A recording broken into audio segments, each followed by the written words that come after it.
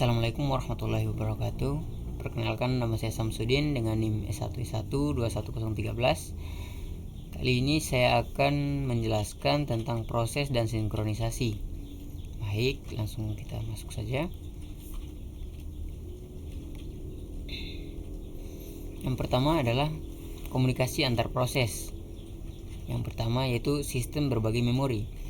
Sistem berbagi memori ini atau yang biasa disebut juga dengan shared memory system merupakan salah satu komunikasi antar proses dengan cara mengalokasikan suatu alamat memori untuk dipakai berkomunikasi antar proses. Kemudian yang kedua adalah sistem berkirim pesan.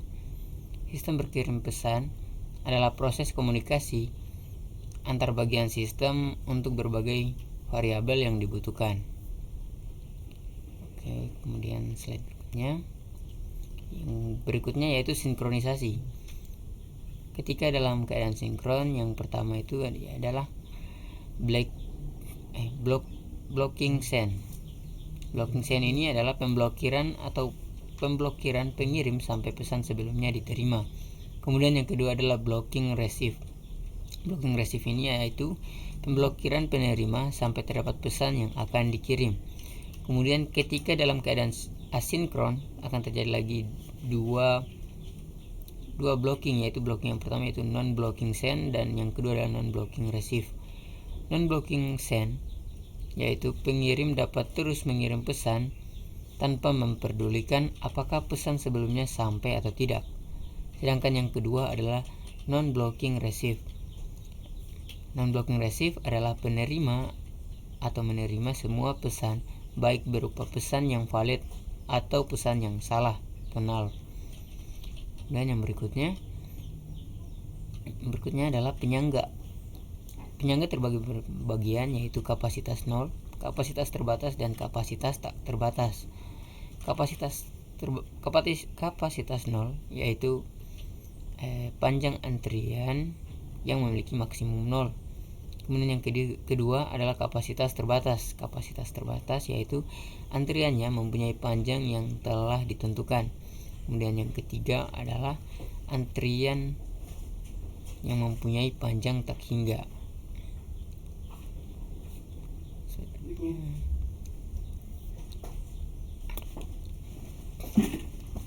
Kemudian deadlock dan starvation. Kemudian deadlock adalah suatu kondisi di mana dua proses atau lebih saling menunggu proses yang lain untuk melepaskan resource yang sedang dipakai. Kemudian yang kedua adalah starvation. Starvation adalah suatu kondisi yang biasanya terjadi setelah deadlock. Dan berikutnya rangkuman. Dalam menjalankan fungsinya dalam suatu sistem operasi dibutuhkan interaksi antara beberapa proses yang berbeda. Interaksi tersebut bertujuan agar terjadi kesinambungan antar proses yang terjadi sehingga sistem operasi dapat berjalan sebagaimana mestinya. Interaksi antar proses dapat juga terjadi antara proses yang memiliki sistem berbeda. Dalam interaksi tersebut dikenal juga RPC atau Remote Producer Call. Kemudian dalam interaksi antar proses, terkadang suatu proses saling menunggu proses yang lain sebelum melanjutkan prosesnya, sehingga proses-proses tersebut saling menunggu tanpa akhir.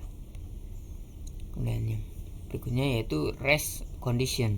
Rest condition adalah suatu kondisi di mana dua atau lebih proses mengakses shared memory atau sumber daya pada saat yang bersamaan, dan hasil akhir dari data tersebut tergantung dari proses mana yang terakhir selesai dieksekusi, sehingga hasil akhirnya terkadang tidak sesuai dengan yang dikehendaki. Kemudian critical section dalam kernel. Yang pertama yaitu interupsi.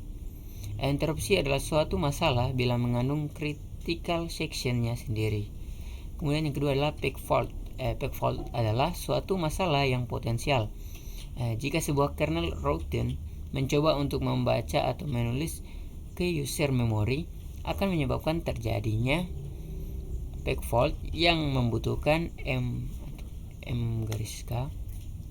Dan yang ketiga adalah kernel kode memanggil fungsi penjadwalan sendiri, yaitu yang pertama yaitu primitive kernel,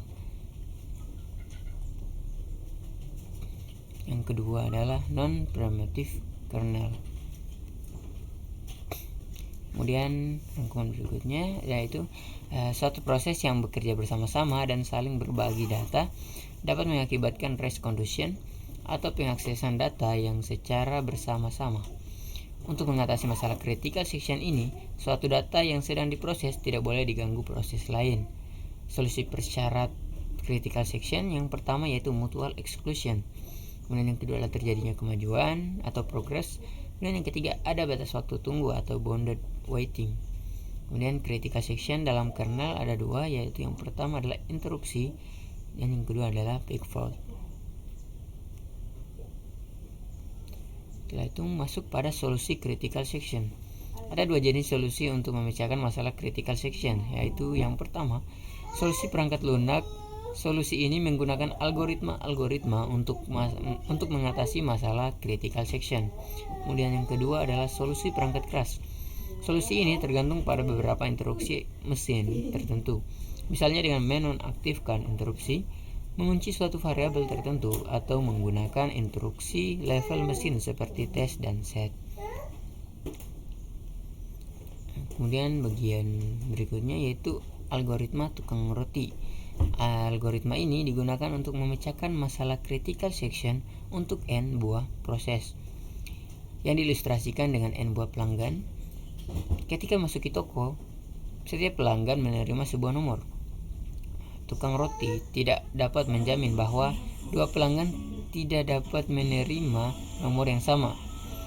Dua proses menerima nomor yang sama, maka proses dengan nomor ID terkecil yang akan dilayani dahulu, P dan PJ, menerima nomor yang sama, dan I kurang dari J, maka PI dilayani dahulu. Kemudian bagian C yaitu perangkat sinkronisasi, terbagi menjadi 4, yaitu test and set, semaphore, monitor, dan GVM. Yang pertama yaitu test and set. Test and set ini merupakan instruksi atomik yang dapat digunakan untuk menangani masalah critical section. Kemudian yang kedua adalah semaphore. Semaphore adalah sebuah variabel yang hanya dapat diakses oleh dua buah operasi standar, yaitu increment dan decrement. Kemudian yang ketiga adalah monitor. Monitor digunakan untuk menangani masalah yang muncul karena pemakaian semaphore. Monitor menjamin mutual exclusion. Kemudian yang terakhir adalah GVM, yaitu mengimplementasikan monitor. Monitor GVM bekerja dengan objek looking dan method.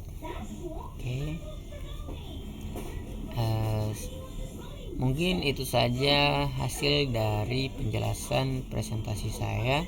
Kurang dan lebihnya mohon dimaafkan. Saya akhiri, wabillahi taufiq wal hidayah. Wassalamualaikum warahmatullahi wabarakatuh.